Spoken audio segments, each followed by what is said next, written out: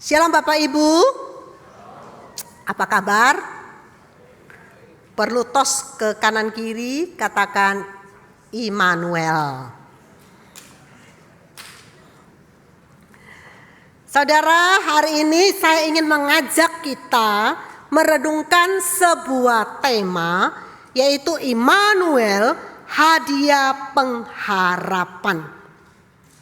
Kita membaca beberapa ayat, yaitu Matius pasal 1 ayat 21 sampai 23. Mari kita membaca bersama-sama. 1, 2, 3. Ia akan melahirkan anak laki-laki dan engkau akan menamakan dia Yesus. Karena dialah yang akan menyelamatkan umatnya dari dosa-dosa mereka. Semuanya itu terjadi supaya digenapi yang difirmankan Tuhan melalui nabi. Sesungguhnya anak darah itu akan mengandung dan melahirkan seorang anak laki-laki dan mereka akan menamakan dia Immanuel, yang berarti Allah beserta kita. Saudara, kata Immanuel, God with us, Allah beserta kita, seringkali menjadi slogan bagi orang Kristen. Bahkan kita seringkali dengar, mungkin kita juga seringkali mengucapkan. Tujuan mengucapkan Immanuel itu biasanya untuk memberikan penghiburan, semangat, dorongan supaya tetap ingat Allah beserta dengan dia. Kita seringkali mengucapkan Immanuel kepada orang-orang yang sakit. Kita juga mengucapkan Immanuel kepada orang-orang yang takut karena akan menjalani operasi. Ketika masa mau operasi kita akan ngomong Immanuel. Karena saya seringkali mengucapkan. Supaya benar-benar orang yang mau jalankan operasi tahu bahwa dia tidak sendirian. Bahkan kita juga kepada orang-orang yang senior. Ketika berada di rumah sendirian, tidak ada siapa-siapa, kita kasih support bahwa Immanuel, Allah beserta kita. Karena pada hakikatnya manusia mempunyai kebutuhan. Dan salah satu kebutuhan manusia, saya dan saudara, adalah penyertaan atau kehadiran. Setiap kita ingin ada orang yang menemani kita. Atau ada orang yang bersama dengan kita. Apakah di sini ada yang ingin sendiri, kemana-mana sendiri, hidup menyendiri? Ada yang selalu sendiri, gak mau siapa-siapa? Ada? Bisa angkat tangan? Tinggallah di hutan, saudara. Gak ada siapa-siapa. Saya yakin setiap kita selalu kepingin pergi bersama teman, termasuk saya ya. Saya itu gak bisa sendiri. Saya kemana-mana selalu ngajak teman. Bahkan kalau makin banyak makin senang. Karena memang senang kita bisa berkumpul bersama. Karena kita tidak sendirian. Ada teman-teman bersama dengan kita. Immanuel, Allah beserta kita. Sebenarnya di dalam Alkitab itu ada 7 sebutan untuk Yesus. Kita bisa melihat yang pertama, nama Yesus di dalam Injil Lukas pasal 1 ayat 31. Sesungguhnya engkau akan mengandung dan melahirkan seorang anak laki-laki dan engkau harus menamai dia Yesus. Sebutan pertama untuk Yesus adalah Yesus. Kemudian selanjutnya di Lukas pasal 1 ayat 35. Ada 2 nama yang disebut, Kudus dan Anak Allah. Lukas 1 ayat 35, jawab malaikat itu kepadanya, Roh Kudus akan turun atasmu dan kuasa Allah yang maha tinggi akan menaungi engkau. Anak yang dilahirkan itu kudus dan akan disebut anak Allah. Kemudian ada 3 lagi dalam 1 ayat nama Yesus, yaitu di Lukas pasal 2 ayat 11. Hari ini telah lahir bagimu juru selamat, yaitu Mesias, Tuhan di kota Daud. Di sini juru selamat Kristus dan Tuhan. Terakhir, sebutan yang ketujuh untuk nama Yesus. Di dalam Matius 1 ayat 23. Sesungguhnya anak darah itu akan mengandung dan melahirkan seorang anak laki-laki, dan mereka akan menamakan dia Immanuel, yang berarti Allah beserta kita, yaitu Immanuel. Saudara, nama Immanuel di antara 7 sebutan itu paling unik. Kenapa? Karena seolah-olah menunjukkan nama lain atau alias dari nama Tuhan Yesus yang dipanggil Immanuel. Sebagai contoh, kita tahu presiden kita yang ke-7. Siapa namanya? Jangan langsung singkat. Nama lengkapnya? Oh iya, ada yang Joko, ada yang Widodo, nggak lulus ini. Joko Widodo, kita tahu kan?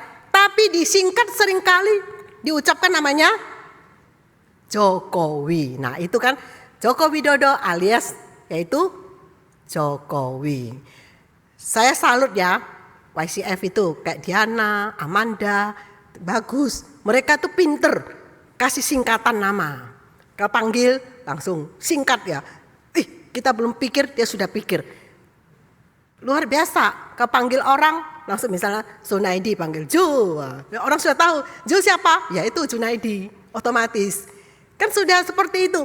Waktu kita di grup pemerhati, saya bilang, ayo kita kasih nama untuk persekutuan wilayah. Langsung. Padahal cuma ngomong kasih nama. Banyak nama-nama dan macam-macam. Saya pikir, hebat banget. Kasih nama. Itu saudara sadar nggak, di alien satelit paling unik namanya macam-macam. Ada YCF, YCU, ada YAM, apalagi WLC, apalagi GAC, apa? ULB. Nggak ada di sini. Jadi namanya macam-macam. Begitu keluar, waktu itu kita tim hamba Tuhan, Pak Hendy saya pusing, nama, jadi harus hafal satu-satu. Itu kreatif, luar biasa. Tapi beda, untuk Tuhan Yesus itu bukan sembarangan orang kasih nama. Ini adalah nama Immanuel, nama yang muncul itu penting. Karena di dalam Alkitab hanya 3 kali disebutkan Immanuel. Yaitu perjanjian lama ada 2 kali dan perjanjian baru 1 kali. Perjanjian lama di Yesaya pasal 7 ayat 14, Yesaya 8 ayat 8. Dan perjanjian baru Matius 1 ayat 23. Saudara, nama Immanuel dalam bahasa Ibrani itu adalah gabungan 2 suku kata. Yaitu Immanu artinya beserta kita. Dan Allah yang berarti God with us, Allah beserta kita. Kelahiran Yesus sebagai Immanuel di dalam Injil Matius pasal 1 ayat 23 ada membicarakan 2 hal. Yang pertama, menggenapi janji Tuhan di Yesaya pasal 7 ayat 14. Di situ dikatakan, sebab itu Tuhan sendirilah yang akan memberikan kepadamu suatu pertanda. Sesungguhnya perempuan muda itu mengandung dan akan melahirkan seorang anak laki-laki, serta menamainya Immanuel. Kalau kita melihat Yesaya pasal 7, di situ mengisahkan tentang Raja Ahaz melihat 2 raja besar, yaitu Raja Israel dan Raja Aram sedang menyerang Yerusalem. Raja Ahaz ketakutan, kegentaran, lalu berusaha mencari jalan keluar. Apa yang harus dia kerjakan? Dia berusaha bagaimana bisa menghadapi Raja Israel dan Raja Aram ini. Lalu di tengah-tengah ketakutan, Tuhan mengutus Nabi Yesaya untuk berkata kepada Raja Ahaz supaya Raja Ahaz tidak takut, tidak gentar, karena Tuhan menolong. Jangan sampai mengandalkan Asyur yang akan berperang, yang akan menuntun, yang akan menyertai, itu adalah Tuhan sendiri. Sehingga Yesaya kasih tahu kepada Raja Ahaz, engkau silakan minta tanda. Dia nggak percaya. Dia berpikir masa Tuhan akan menolong dia. Sama sekali, akhirnya apa? Tuhan tetap memberikan janjinya. Walaupun Raja Ahaz tidak mau meminta tanda, tidak percaya, Tuhan melalui Nabi Yesaya memberitahukan, yaitu di dalam Alkitab dikatakan Immanuel, Yesus akan lahir. Kelahiran Yesus itu adalah rencana awal penebusan, keselamatan manusia. Saudara, dalam nubuatan Yesaya, di situ saudara tahu nubuat Yesaya itu berusia 700 tahun. Saudara bayangkan 700 tahun bukan waktu yang pendek, itu waktu yang sangat amat panjang. Apakah di sini yang hadir sudah usia 100 tahun? Ya nggak mungkin ya. Kalau orang usia 100 tahun rasanya, apalagi kalau kita lihat di Adijasa ada yang meninggal 104, kita kaget ya. Jadi bisa hidup 100 tahun itu luar biasa, dan kondisi sehat. Maukah saudara hidup sampai 100 tahun? Amin, puji Tuhan ya. Nggak sakit, nggak apa, kan senang, semua orang kepingin. Tapi kalau sakit terus, tinggal diranjang, mau 100 tahun nggak? Pasti nggak mau. Tapi ini nubuatnya itu 700 tahun, bayangkan. Itu melampaui zaman. Otomatis nubuatnya ini sangat amat penting. Karena memiliki puncak dan sentral dari seluruh nubuat di dalam Alkitab. Dan itu tergenapi setelah Immanuel lahir. Nubuat kelahiran itu ada hubungan. Kalau orang bernubuat tetapi tidak tergenapi, itu namanya apa? Lubuat. Kalau orang bernubuat tetapi tidak terjadi, namanya apa? Yaitu lubuat kan? Tapi ini Nabi Yesaya itu dari Tuhan. Tuhan melalui Nabi Yesaya berkata bahwa sesungguhnya anak akan lahir yang akan dinamakan Immanuel, dan itu tergenapi di dalam Injil Matius. Kalau tidak tergenapi berarti Yesaya itu adalah bohong. Tetapi justru dari Tuhan, Tuhan harus menyatakan kelahirannya, baru namanya Allah yang sejati. Itu sangat nyata. Saudara, kita perlu tahu dalam Maleki ke Matius itu 400 tahun Tuhan tidak berbicara. Tuhan benar-benar silent, tidak melalui siapapun, nabi seorang pun tidak berbicara. Dan nyata di dalam Injil Matius Tuhan lahir. Saudara perlu tahu, pada waktu zaman itu orang Yahudi. Sekarang saya ingin membawa kita kembali ke zaman orang Israel. Saudara coba bayangkan sebagai orang Yahudi. Saudara jadi orang Yahudi pada zaman itu ya. Jadi bukan lihat zaman sekarang. Saudara jadi orang Yahudi di zaman itu. Immanuel, God with us, Allah beserta kita, itu memiliki makna sejarah yang sangat amat panjang. Kenapa? Karena itu dimulai ketika Allah menyertai Israel di padang gurun. Itu secara langsung Tuhan menyertai melalui tiang awan dan tiang api selama 40 tahun. Tuhan memimpin, menyertai. Kalau siang ada tiang awan, kalau malam kalau malam tiang api, ya toh, supaya kalau malam bangsa Israel jalan tidak gelap, ada yang menuntun. Tapi kalau siang supaya nggak kepanasan, tiang awan. Jadi diputar-putar, harusnya cepat menuju ke sini, diputar-putar jalan. Itu seperti kayak sekarang ini adalah jalan, namanya apa ya? Sekarang ini jalan apa? Jalan apa? Biasa kalau kita mau lurus, biasanya jalan itu apa namanya? Apa? Muter. Ya itu, muter. Ini Tuhan itu menuntun bangsa Israel pakai tiang awan, tiang api, itu muter-muter selama 40 tahun. Bayangkan ya. Kemudian yang kedua, Allah menyertai Israel di reruntuhan tembok Yeriko. Ketika bangsa Israel mau menyerang Yeriko, Tuhan bilang muter berapa kali, saudara?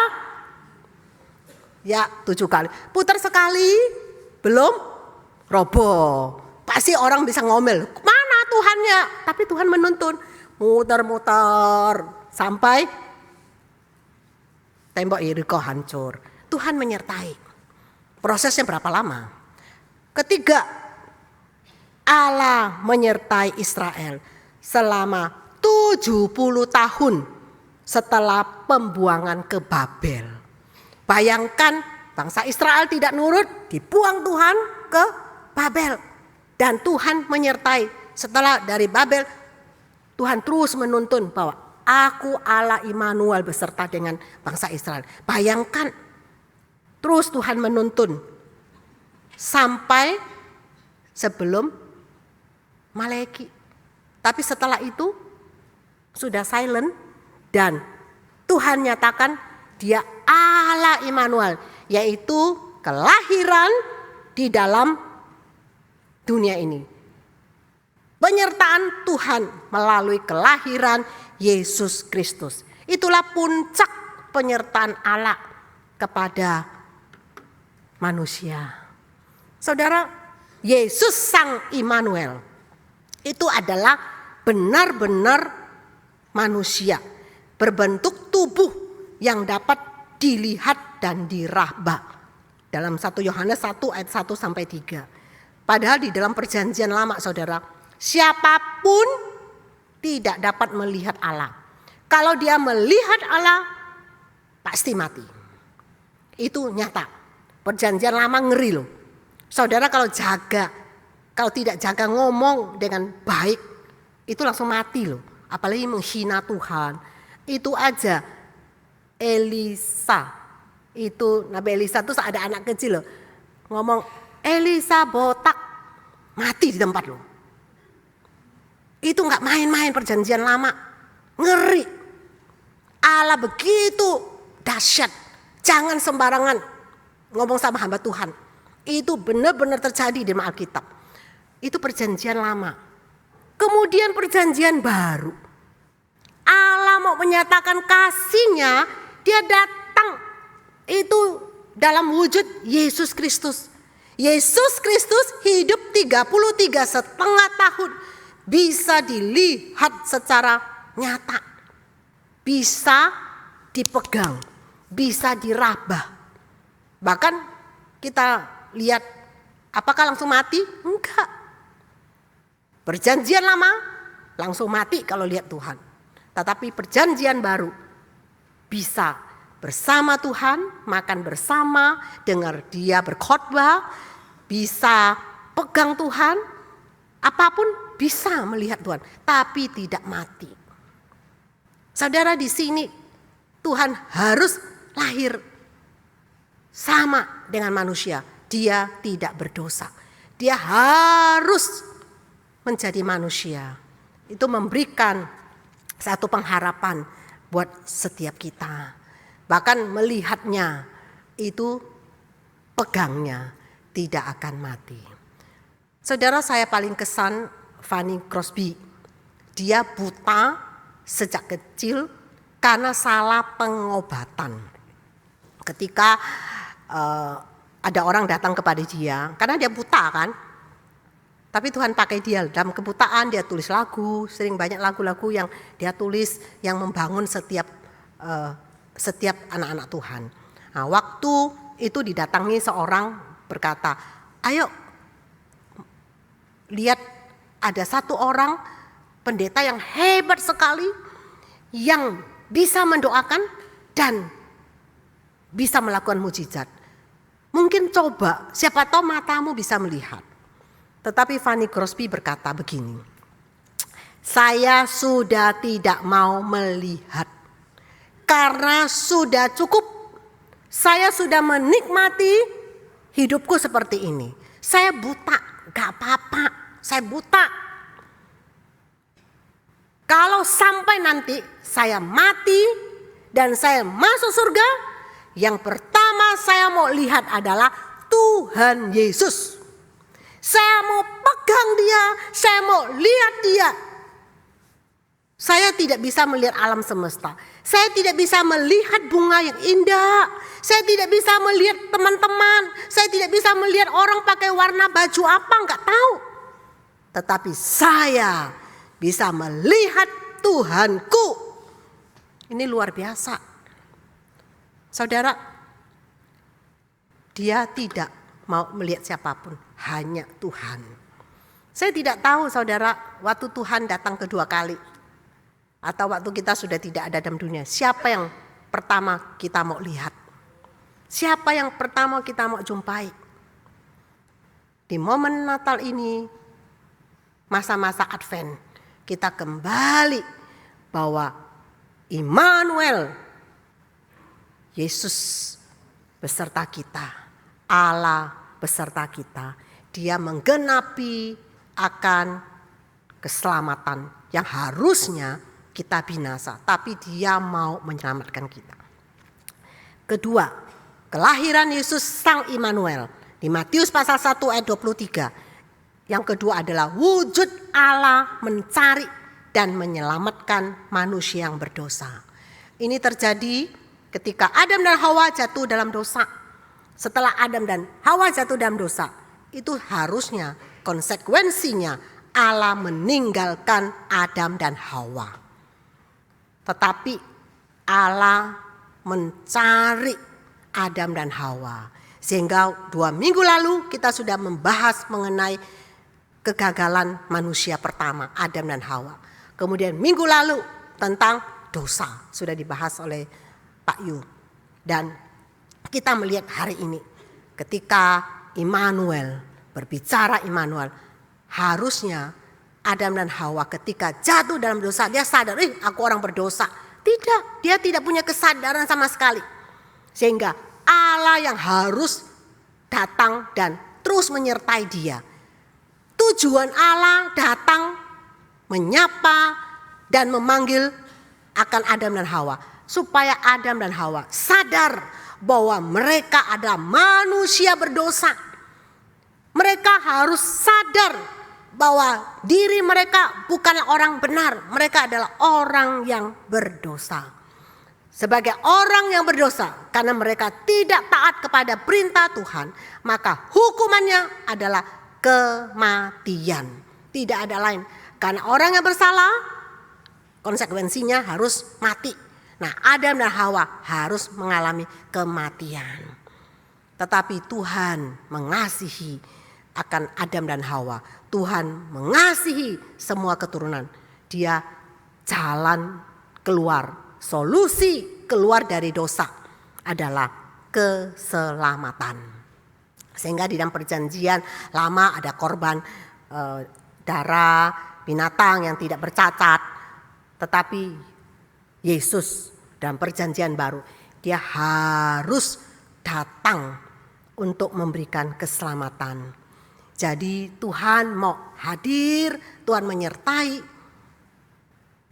ketika orang menyadari aku manusia berdosa.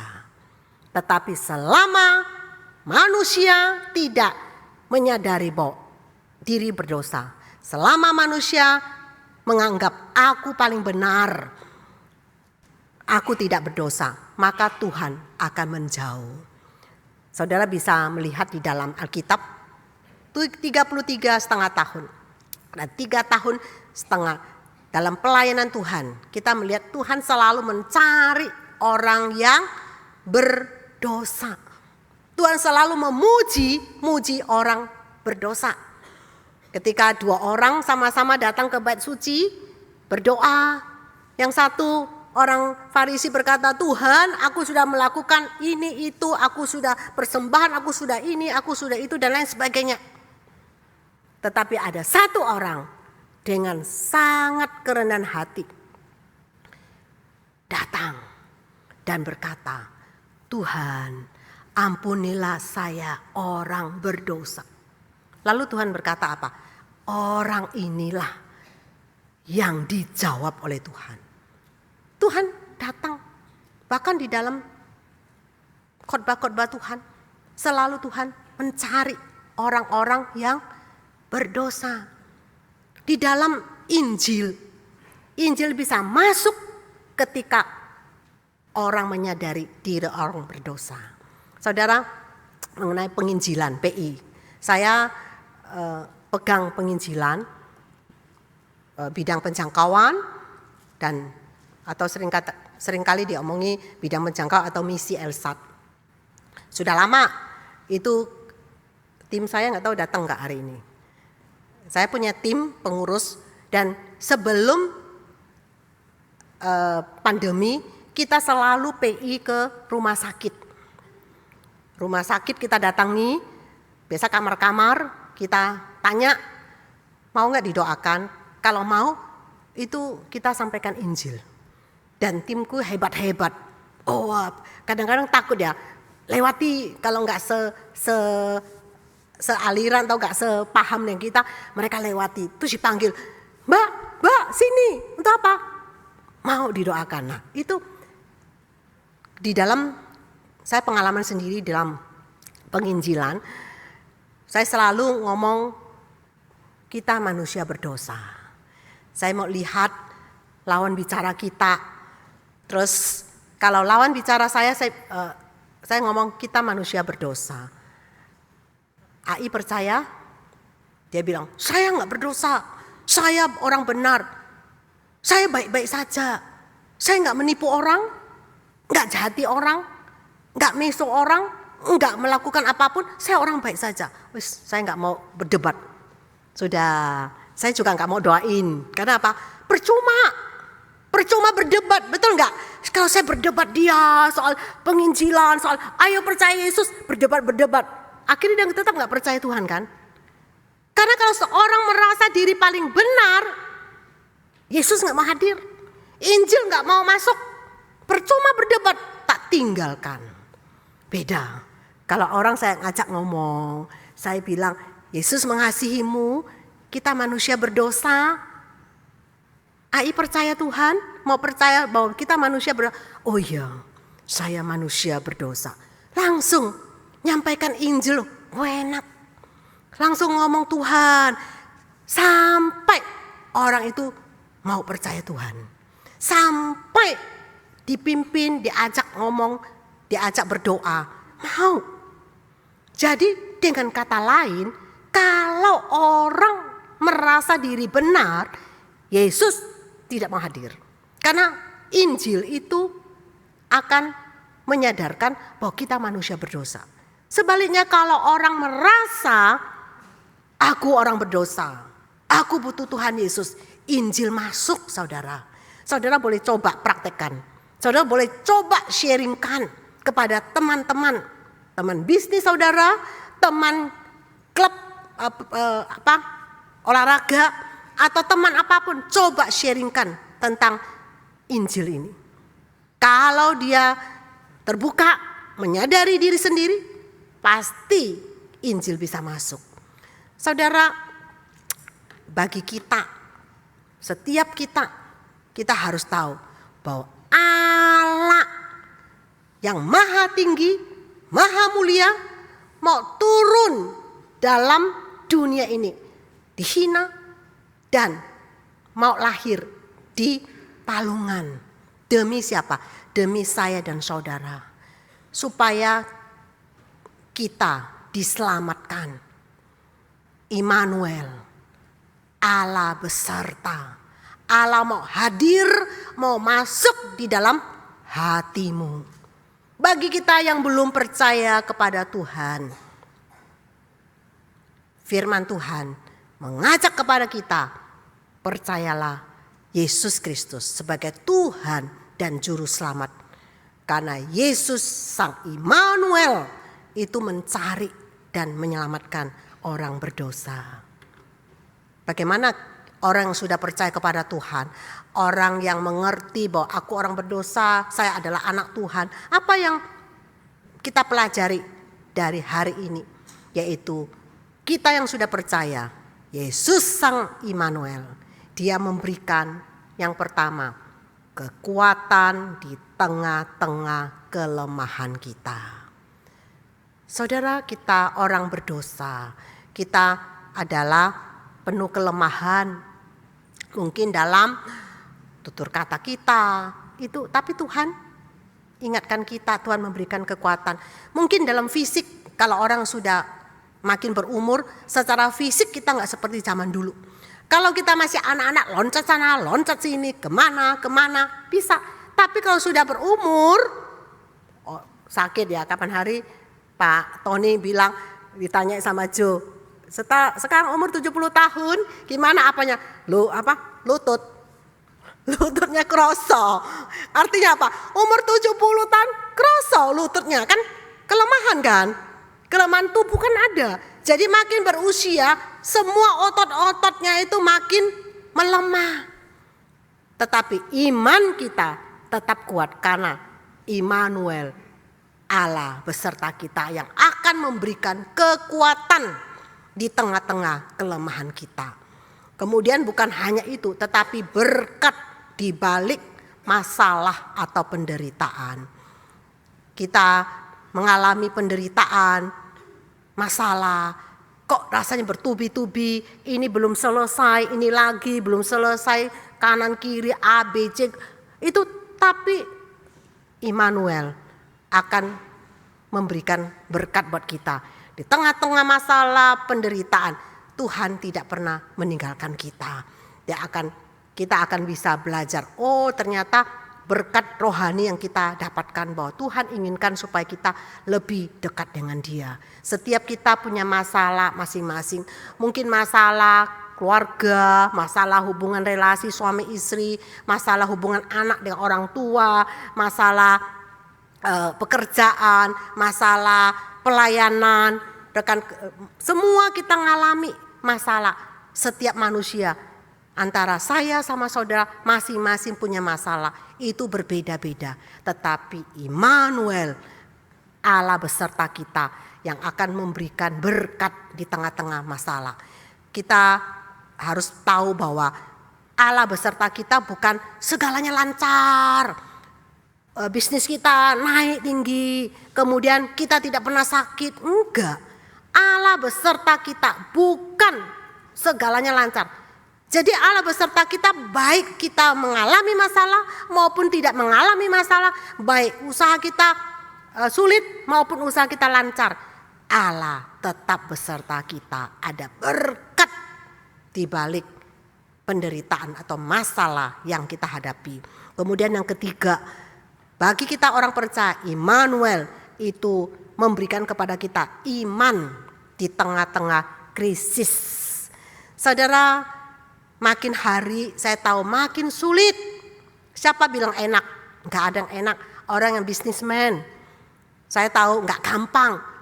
Itu usaha pekerjaan yang sekarang omset makin menurun, harganya makin menurun.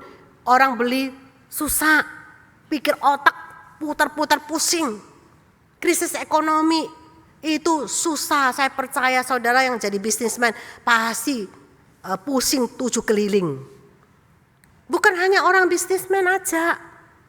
Ibu rumah tangga pun begitu. Uang belanjaan.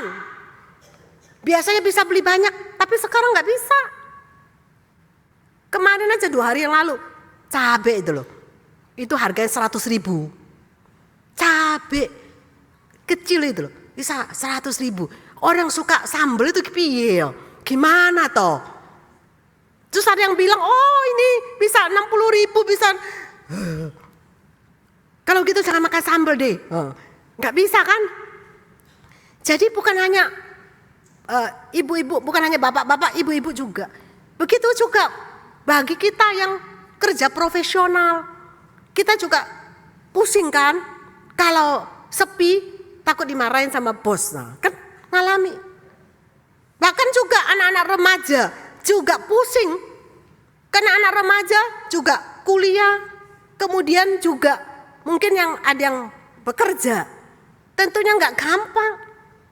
Itu butuh apa? Iman di tengah-tengah krisis. Begitu juga orang tua-tua, orang yang nggak boleh ngomong tua ya, orang yang senior. Nah, orang senior pun juga ngalami. Orang senior karena sendirian juga butuh penghiburan. Jadi iman di tengah krisis. Dan terakhir, penyertaannya itu akan terus bersama kita. Allah beserta kita. Immanuel yang selalu beserta kita di dalam dunia yang penuh dengan dosa. Kita hidup di tengah-tengah dunia berdosa. Maka kita butuh Tuhan bersama-sama dengan kita untuk menjalani hari depan bersama dengan Tuhan. Yesus lahir yang kita peringati, harusnya setiap tahun iman kita tuh makin bertumbuh. Untuk tahun ini sebentar lagi kita mau mendekati Natal. Kita akan merayakan Natal tanggal 25. Tentunya pikiran kita harus berubah. Hati kita, iman kita harus makin bersama dengan Tuhan. Karena Tuhan ingin supaya kita tetap berpegang kepada Dia. Dan juga menanti kedatangan Dia kedua kali. Tuhan akan datang kedua kali, kapan kita tidak tahu. Tetapi Tuhan mau kita tetap setia kepadanya. Penuh hati yang rendah hati. Hati yang benar-benar hati yang siap untuk Tuhan. Tadi Diana tadi ada ngomong palungan. Itu artinya kesederhanaan. Dia membawa kita untuk kembali lagi merefleksi hati kita.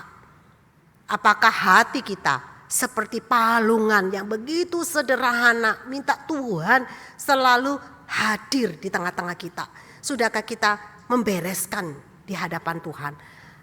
Immanuel, kelahirannya dalam dunia, itu memberikan penyertaan selama-lamanya. Di dalam kita berjalan bersama dengan Dia. Dia tidak akan meninggalkan kita. Sedetik pun Tuhan tidak pernah meninggalkan kita. Karena Dia sudah berjanji, aku akan menyertai kamu.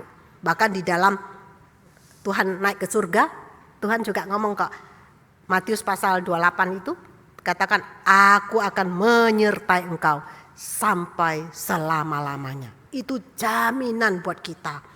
Iman kita makin teguh di dalam Dia. Maukah saudara, dalam Advent yang ketiga ini, mari kita memberikan hidup kita kepadanya. Karena Yesus datang mencari dan menyelamatkan setiap kita. Kiranya Tuhan memberkati firman-Nya. Mari kita berdoa. Tuhan,